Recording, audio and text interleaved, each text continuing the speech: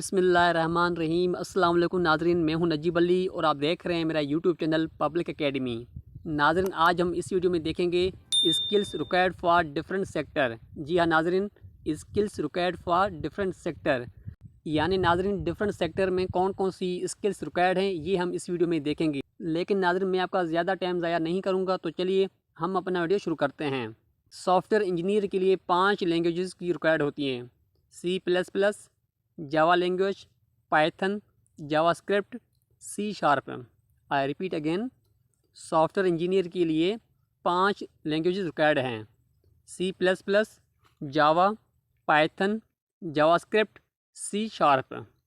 उसके बाद हम बात करते हैं सेकंड नंबर पर वेब डेवलपमेंट।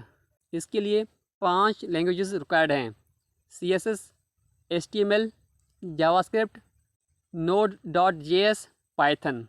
उसके बाद हम बात करते हैं थर्ड नंबर पर गेम डेवलपमेंट है। इसके लिए भी 5 लैंग्वेजेस रिक्वायर्ड हैं: C++, जावा, C#, यूनिटी 3D, अनरियल। आई रिपीट अगेन, गेम डेवलपमेंट के लिए भी 5 लैंग्वेजेस रिक्वायर्ड हैं: C++, जावा, C#, यूनिटी 3D, अनरियल। उसके बाद हम बात करते हैं ऐप डेवलपमेंट की।